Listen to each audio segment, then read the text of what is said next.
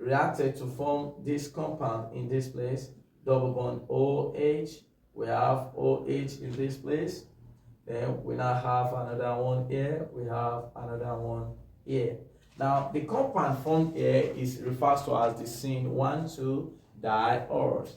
They are the one that is formed in the compound.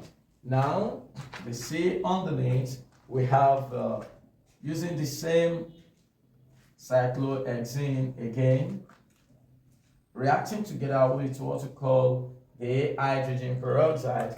In the presence of the hydrogen peroxide, it still produces the same compound that we have in this size that we have in this place. It will still be formed there. There we are going to have the same structure here, take note, will be formed in this place. So now, that is that about that one there. Now let's discuss about what we call the conversion of aldehyde into some respective compound, such as the conversion of the unsaturated hydrocarbon, rather, which is the alkenes, into what we call the aldehyde, to carboxylic acid as well. Now here we go. They can ask you to list the condition required, in conversion or oxidizing a given related alkene compound to form the needed product. Among those conditions required include what's called the zinc dust, acetic acid, catalytic hydrogenation, and we have what's called dimethyl sulfide. Now, in this case, we have some listed reactions that we're going to be using here. Aldehyde are oxidized by H2O2, which is hydrogen peroxide, to carboxylic acid. Reduction are often used in decomposing the ozonide. That is under the process that's involved in decomposing what we call the ozonide. So the conditions are those listed in this place. Now we are going to be listing 3 possible examples that we have under this particular mentioned process. Okay, the 3 possible examples that we have there, we have A, where we have 6-methyl 1-heptene, 6-methyl 1-heptene. Now in the presence of O3. Now don't forget those related compounds that we've mentioned there that are very, very essential, where we are going to have CH3COOH, which is also needed alongside. In the presence of what we call the zinc dust, as stated in the reaction, so we are going to have the needed compound.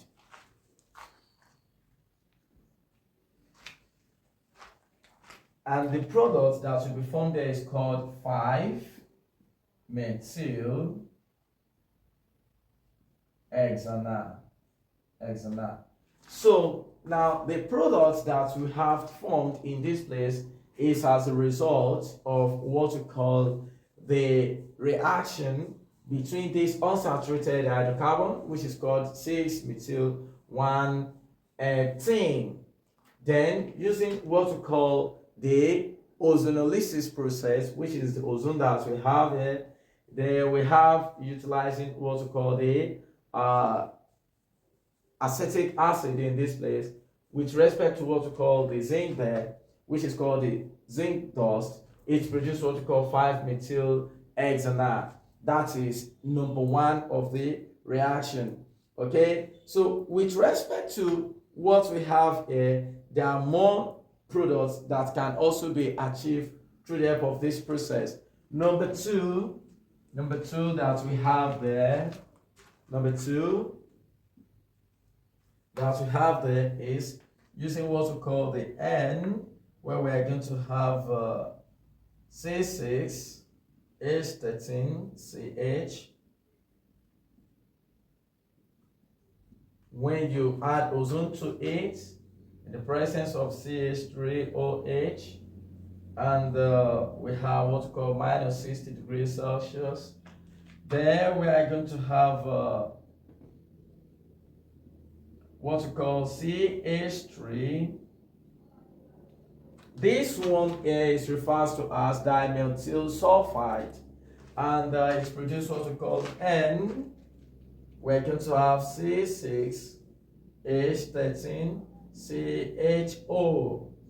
This is called the heptanal. The heptanal, together, it's from what we call CH3 to SO. Then we're going to have formation of what we call the compound air, which is the methanol, precisely speaking. That is the second equation involved. So the last equation involved right now, includes the one that I have here, C. Then we have treatment of ozonide with what we call a reducing agent in this place. So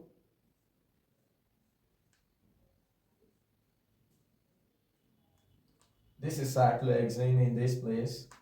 Now reacting it together with O3. Then we have what we call CH3Cl.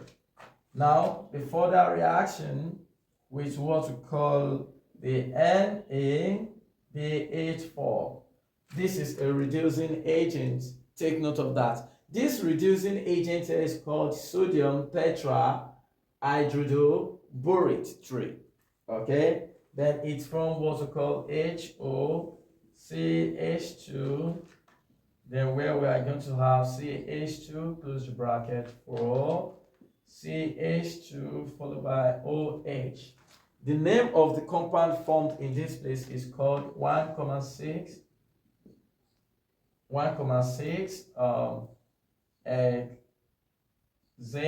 dihol. That is the name of the compound produced there. So we're done with this concept of the module 1, unit 2 of the materials under what we call organic synthesis. So in summary, from this material, we have it that different processes involve, or different reactions involved in our production of what we call the aldehyde. So we can actually get them from what we call alkenes. We can also convert any related compound into what we call ozonide. And also we have gone through the conditions required, that is, condition needed to produce a particular compound. We have also discussed about different peroxyl acid related compound, which can be used as what we call oxidizing agents in the process of conversion of a given alkanes to aldehyde, or furtherly to what we call alkanones, or furtherly to what we call the dihol, which is also called the Chm416 dihol. So that is what this particular unit 2 is all about.